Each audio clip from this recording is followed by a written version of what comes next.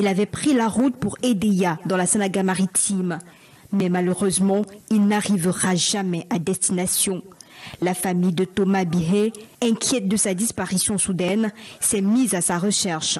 Ses restes seront finalement retrouvés aux premières heures de la matinée. Mon petit frère qui vient de mourir a été victime de cette situation. On lui a déshabillé là, dans ces bosquets, arraché sa moto, prêt à sa mort, il est mort. Mais la découverte ne s'arrête pas là. Sur le même site, 3 autres corps en décomposition très avancée et un autre heureusement en vie, mais ligoté dans un état fébrile. Corps décomposé. On a juste rassemblé avec la gendarmerie. Il y a eu en tout 4 corps. Les gars du village, on s'est dit, si on fouille normalement la bouche, on va retrouver d'autres. On nous a dit ce matin qu'il y a encore eu agression ici. Emmanuel, habitant de Sikoum et victime d'une agression similaire il y a 3 ans, décrit le mode opératoire utilisé par ces brigands pour attaquer les motos et les voitures. C'est une personne qui te dit qu'il veut aller à Idia, il veut faire aller-retour, qu'il arrive ici, il dit que attends-moi ici, j'ai mon frère là qui veut aussi aller dans la ville de Dia, on le porte. La personne sort maintenant avec la machette et les gourdins. On t'arrête, on t'attache. La découverte de ces corps laisse les habitants de Sikoum sous le choc et craintifs pour leur vie. Mais ce qui arrive maintenant dans ce village, c'est chaque jour, à chaque minute, qu'on est en train d'attacher, qu'on est en train de tuer. C'est de trop. Il faut un bon commandant. Une plainte a été déposée à la gendarmerie de Lokbadjek pour identifier les auteurs de ces crimes. 10 000 bénéficiaires en 5 jours, c'est l'objectif à atteindre par la campagne de santé qui vient d'être lancée dans le district de Mbéré, en Méganga, région de l'Adamawa. L'opération a été lancée par le ministre de la Santé publique. C'est l'opportunité qui est offerte aux couches vulnérables d'accéder aux soins de santé de qualité, en vœu du chef de l'État, a affirmé Manaouda Malachi, compte rendu des Ringeli. Rendu à ce jour, l'on évalue à plus de 7 000 le nombre de personnes ayant bénéficié des soins gratuits dans le cadre de la campagne de santé du Mbéré. 8 sites ont été mis en place dans les localités de Ngawi, Djorong, Dir, Lokoti. C'est toutefois l'hôpital régional annexe de Menganga qui en est le pôle principal. Je suis atteint de mal d'estomac, je vomis beaucoup de sang et je ne peux pas me retenir lorsqu'il m'arrive de vouloir uriner. Nous avons les cas d'ophtalmologie, des problèmes dentaires, également des hernies et des cas de médecine générale comme le palu, les fièvre typhoïde et tout. C'est le ministre de la Santé publique qui a lancé cette opération. À cette occasion, le Lamido de Menganga a fait de Malachi Manaouda le béton, l'envoyé du Lamida. L'élite a été mise à contribution pour la mobilisation des patients. Prendre en charge environ 10 000 personnes de manière totalement gratuite, dans laquelle il a attendu à peu près 1000 opérations chirurgicales concernant la gynécologie, l'orthostomatologie. Rassurer une population que Monsieur le Président de la République, son Excellence Fogia, tient à leur santé, à leur sécurité sanitaire et voudrait que chacun puisse bénéficier de soins en santé parce que le Président a toujours dit que la santé est un droit. La campagne de santé du Mbéré a fait foule, une initiative à pérenniser pour donner une chance aux plus démunis d'avoir accès à des soins de qualité.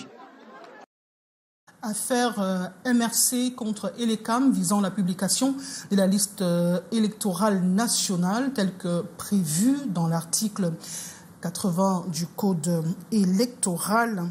La Cour d'appel de Yaoundé a rendu son verdict hier après-midi. La juridiction s'est déclarée incompétente pour connaître de l'affaire, arguant que sa capacité se limite à 3 cas de figure, à savoir des omissions, des erreurs et des doublons. Notons que cette décision fait suite à celle du Conseil constitutionnel rendue le 21 janvier dernier sur les mêmes causes et motifs et pour laquelle l'instance avait aussi décliné sa compétence. La suite du journal, c'est avec vous, Maureen Dité. And in a shocking discovery near Sunkum in the Dibamba district, the lifeless body of Thomas Bihé was found along with 3 other decomposed bodies and 1 person still alive but bound. The victims' families have been concerned by his sudden disappearance and had been searching for him when his remains were located in the early hours, and the community around Dibamba is in shock, as we hear in the following story. It was in the thick bush near Sinkom in the Dibamba district, close to National Road number 3, that the lifeless body of Thomas Bihei was found. The day before, he had set off for Idea, but unfortunately he never reached his destination. Concerned by his sudden disappearance, Thomas Bihei's family began searching for him. His remains were eventually discovered in the early hours of the morning. My late younger brother was a victim of this kind of situation. He was undressed, deceased, all what he had, and we find him dead. But the discovery didn't stop there. On that same site, 3 other bodies were found in a highly decomposed state, and another one, fortunately still alive, was found bound and in a feverish state. We tried to gather the bodies with the gendarmerie. All together made 4 corpses that was found. If this bush is thoroughly searched, we shall find other bodies. We were told that last night there was another aggression this way. Emmanuel, a resident of Sinkom and a victim of a similar attack 3 years ago, describes the methods used by the bandits to attack motorcycles and cars. The operation mode with commercial bike riders is that the higher you are, the certain distance they tell you to wait another person who is joining, and together they attack you. The discovery of these bodies has left the residents of Sinkom shocked and fearful for their lives. They are calling on the authorities for help to ensure justice is served and for security to be restored in their community. It is too much. We are living this ordeal every day. We need heightened security in our land. A complaint has been filed with the Lobajek Gendarmerie to identify the perpetrators of these crimes. Tragic fire incident in Douala has claimed the life of a refrigerator and air conditioning technician. The incident occurred on Tuesday morning at the PK 14 or 18 neighborhoods where the victim's workshop was engulfed in flames. As to tell us more, Saleh Sherifa. Residents of Pekaweed neighborhood in Douala are reeling from a devastating fire that took the life of Thomas Tafak, a respected refrigeration and air conditioning technician. The incident happened on Tuesday, February 18, 2025, when a blaze broke out in his workshop located on the ground floor of a building. I am his neighbor, so from the other side of the road we heard a loud noise, and as a technician I noticed it was an electrical shock. Eyewitnesses describe the fire as intense, spreading rapidly and leaving little chance for Tafak to escape. Shocked by the sudden tragedy, neighbors and passers-by tried to intervene before emergency responders arrived. I got here when the fire had already gone far, so we had no choice than to break in through the walls, as you can see. Firefighters supported by law enforcement officers managed to bring the flames under control, but it was too late to save the victim. His remains have been handed over to his grieving family. When I was told that my brother was gone, he leaves behind a huge load for me to handle. He was a good man. Thomas Tafak was known and appreciated in his community, making his loss even more painful for those who knew him. Authorities have launched an investigation to determine the exact cause of the fire. Ongoing power outages, nest activities, and are disrupting the lives of residents in PK 8 and PK 9. The situation is leaving many exacerbated and calling for urgent action. More on the story with our reporter, Latu Cynthia. In this serigraphy workshop at Pekaweed in Douala, work has been paralyzed since 6 a.m. It is now past noon and t-shirts remain unembroidered due to power outages. Until now, I'm sweating and clients are putting pressure on me. The landlord is waiting too. We have to eat. How do we manage? Not far away, the issue resonates in this electronic shop where sales have dropped considerably. Clients refuse to buy gadgets without testing them. Imagine you leave in the morning and from morning till 5 p.m. there's no electricity. What will you sell? If someone wants to buy a fan, how do you sell it to them without testing it? Clients are skeptical. In this documentation office, generator is an alternative, yet their dangers scare many. Businesses are losing clients each passing day. It destroys equipment. Last week, the generator even caught fire. This is too much already. Something should be done. It is terrible. Of consistent power outages. It destroys our equipment. Since morning, they've cut the electricity 4 times already. It keeps coming and going. Without immediate action from authorities, the economic and social implementations of these power outages could worsen. Residents and business owners alike are calling for sustainable solutions to restore electricity in their neighborhoods. Morning, now see how the rest of the news in the French language. Of course, Maureen Dité, pendant 3 jours, Yaoundé sera le laboratoire d'idées où se dessinent des solutions innovantes en vue de préserver l'environnement et promouvoir un écosystème plus vital. Prendre part justement à ce salon des sciences, technologies et innovations environnementales pour le développement du bassin du Congo. Delphine Foncoutene, Serge Alain Sibou. Dans le hall du palais des congrès de Yaoundé, des solutions éco-responsables s'exhibent fièrement. Ici, des jeunes venus du Cameroun, du Gabon, du Congo et de la République démocratique du Congo dévoilent leur créativité pour préserver l'un des plus vastes réservoirs de biodiversité au monde, le bassin du Congo. L'Union européenne va ce qui permet des échanges d'étudiants entre l'Europe et le Cameroun en particulier. Depuis ce 18 février, Yaoundé s'improvise laboratoire à ciel ouvert. Le salon des sciences, technologies et innovations environnementales pour le développement y bat son plein. Pendant 3 jours, experts et chercheurs scruteront, disséqueront et proposeront des solutions durables pour un massif forestier de 3,7 millions de kilomètres carrés, considéré comme le 2e poumon de la planète après l'Amazonie. En voyant l'engagement des innovateurs et innovatrices, nous pensons que tous les acteurs impliqués dans la préservation de ce bassin ont pris conscience et que des résultats prometteurs vont encore être enregistrés dans les années à venir. Conférences, débats, tables rondes et échanges d'expériences rythment ce salon officiellement ouvert au nom du ministre des Relations extérieures par son secrétaire général. Nomination d'un nouveau secrétaire général au Sénat, la Chambre haute du Parlement camerounais et donc la division océanique s'est organisée pour dire merci au président de la République, Karel Mesatiachouira.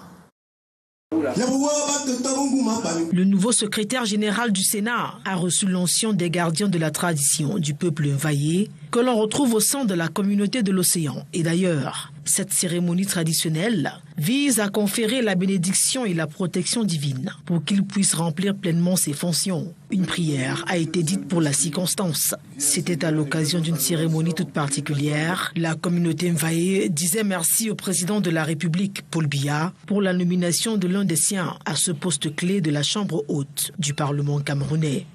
Le président de la République a pensé à nous, pas particulièrement à moi. Je ne suis qu'un tout petit dans tout cela. À vous aussi également. Bien sûr.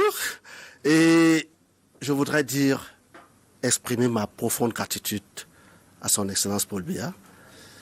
Âgé de 62 ans, Gustave Léopold Nganengane est originaire de l'arrondissement de Campo. Avant sa nomination, il occupait le poste de conseiller technique au cabinet du président du Sénat. Il remplace Michel Meva Mobutu à la tête du secrétariat général du Sénat.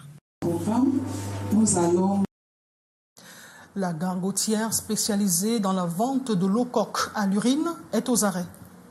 Of course, Monique, the lady of the roadsides, joined whose video shows her urinating in a pot of a cock at the Vogada neighborhood in the nation's political capital, Yaoundé, has been caught on grounds of food poisoning, witchcraft, and contamination. The action, told the police, was to manifest her anger against the husband who does not give feeding money at home and to force him take his responsibility. She was presented to the press yesterday, February 18. More in the following story with our reporter, Beatrice Ngamu.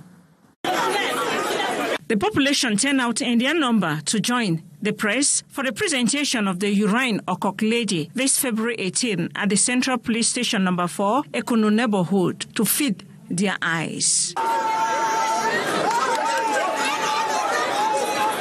It was last February 10 that the police were informed Vogada is in fury. The population destroyed a roadside food joint. After the act, the wife, like husband, disappeared. A beautiful Valentine's Day planned outing with a young girl February 14 led to the arrest of husband. We continued with him until we finally discovered that the lady, Madame Bella, ran away from Yaoundé and was hiding somewhere in Vergue, one of the subdivisions in the south. That's where she was finally caught. And brought to Yaoundé. She said it was a way to manifest the anger against her husband, who does not ration at home. Elle a voulu faire croire aussi qu'elle le faisait pour amener le mari à rationner. So they asked to bring him to this responsibility. We are confronted with the question of food poisoning and witchcraft practices perpetrated by one Madame Bala Christelle. Police fear her acts can be more than what she is saying. From her food joint, she can feed her family. Arrived at the conclusion that she's part of those who think to increase their capital, they need to use all the means, even witchcraft, without thinking of the danger on the population. A well-orchestrated plan, they hold strong. The case will be forwarded to the State Council for prosecution. Another opportunity for the police corps to reiterate their readiness and willingness to ensure the safety and security of the population with their help. And we take you to Betwa in the East region, precisely in the Banja village, where the farmers are already tired of the poor road conditions, have decided to take matters into their hands using basic machinery and sheer determination. They have started clearing the vital agricultural tract to ensure their produce or reaches the market. As you tell us more, Gladys Ambo Diba. In Panjang, a village in Betwa, rich in agricultural potentials, farmers are battling against time and infrastructure to save their crops. For years, farmers here have suffered losses as their bananas, plantains, and other goods rot before reaching buyers. Faced with the challenge of marketing their produce due to impassable roads, they have decided to act. We have lost countless products here. Bananas, plantains, and many others. It's been a constant struggle. Determined to change their fate, the villagers have come together, forming a development committee to carve a passage through the dense terrain. This self-driven initiative has already made progress, but much remains to be done. When the president took office, he urged us to roll up our sleeves. Now plantains are everywhere, but they are getting bad. The farmers are now calling on authorities in Betwa to take the next step, ensuring the sustainability of their efforts. We have done our part by opening the road, but we need the grader to finish the job. We urgently call on municipal authorities to act. Mpanjang is a key agricultural hub, producing cocoa, bananas, plantains, and more. With the right infrastructure, it could become an even greater economic force. The farmers have made their moves. Now they wait for the government's response. Preparations are gearing up for the third edition of Cameroon Ballon d'Or ceremony in a press conference in Yaoundé. The organizing committee announces an increase in the number of categories to be awarded. As you tell us more, Haisincha. The date for the 2024 Cameroon Ballon d'Or ceremony is finally known. Football actors of the Elite 1 and 2 championships, as well as the Female Guinea Super League, will converge at the Yaoundé Conference Center on February 28 to celebrate those who distinguished themselves during the 2023-2024 football season. Before the media this February 18, at the conference room of the FECAFOOT headquarters in Yaoundé, members of the organizing committee announced the putting in place of a 6-man jury headed by the former head coach of the Indomitable Lions, Rigobert Sombahanak. And as major innovations for this edition, the categories to be awarded have moved from 15 to 18, with the best goal of the year, fair play team, and special prizes coming into play. The head of the Fecafoot Communication Unit, Jean-Marie Kousa, and his colleague of the Competition Department also unveiled the voting criteria, with players to play the biggest part in the selection of the best in the different categories.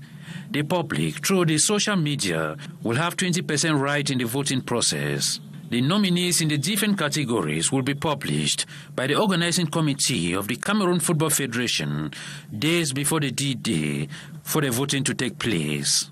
Who will replace Emmanuel Mawop, who has gone missing in action after carrying the crown of the 2023 Ballon d'Or? Question to be answered in the upcoming 3rd edition of the Ballon d'Or ceremony under the reign of Samuel Eto'o. You have the rest of the news in the French language. On parle de culture à présent avec le festival Madiba qui est sur les starting blocks. Le lancement de la 7e édition vient d'avoir lieu. On va vivre ce moment de culture et d'intégration régionale dans ce reportage que nous propose Junior Ossin sur les images de notre correspondant dans le CAM, David Njanté. Village Mbona Anja Siga Bonjo à Yabassi, dans le département d'Unkam, région du littoral. Le rituel ancestral consacré à l'appel des ancêtres et des esprits de l'eau ouvre le festival Madiba. Il est effectué par Narcisse Mouelenkombi, chef du village.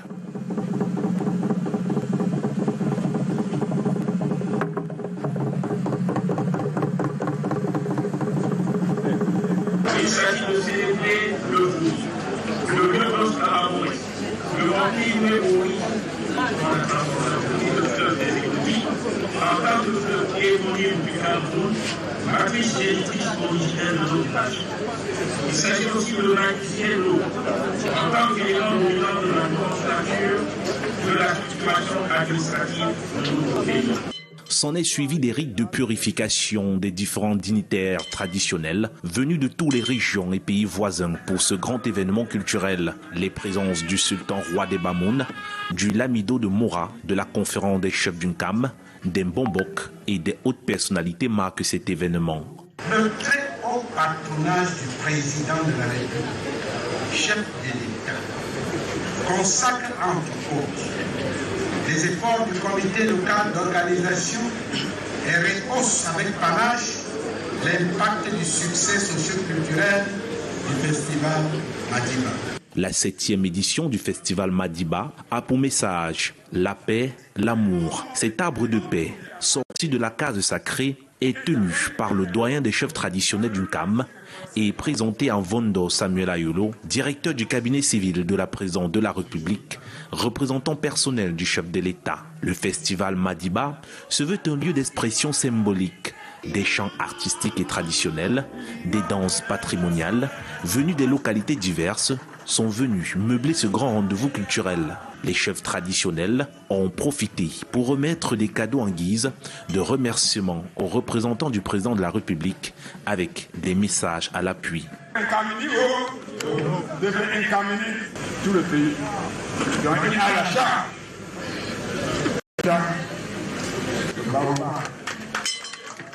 Une course de pirogue est venue mettre un terme à cette 7e édition du festival Madiba. Le rendez-vous a été pris pour l'année prochaine.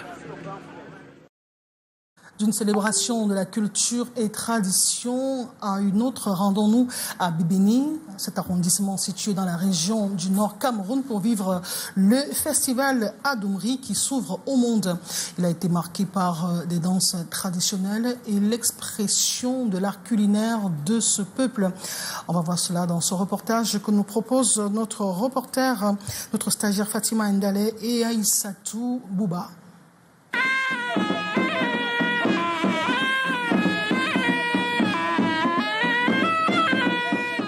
Le temps d'une journée, Adoumri, localité située dans l'arrondissement de Bébimi, a été le centre de la culture La 4e édition du festival annuel multiculturel des danses traditionnelles de Adoumri a drainé du beau monde.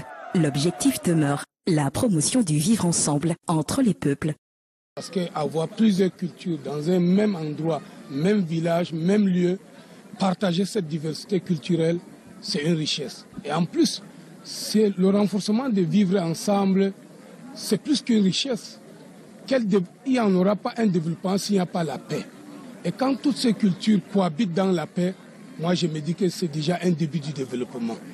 Le promoteur, chef du 3e degré, sénateur Ardo Védan, a convié toutes les différentes ethnies de la localité pour exprimer leur richesse culturelle. On vient de faire une danse de Douala, c'est une danse de pelle.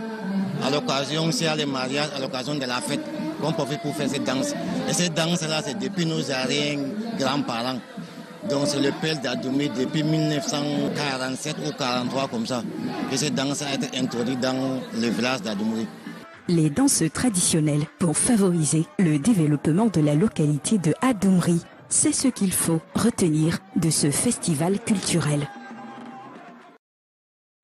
Parlons de sport à présent avec le tournoi Unifac qui se poursuit à Douala, en ce moment même au stade annexe de la réunification.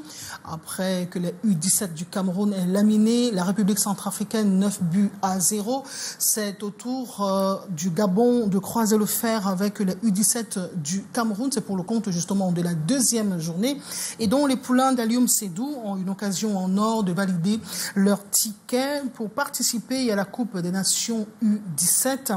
Une victoire face au Panthéo du Gabon garantirait aux Lionceaux une qualification directe pour la CAN de cette catégorie.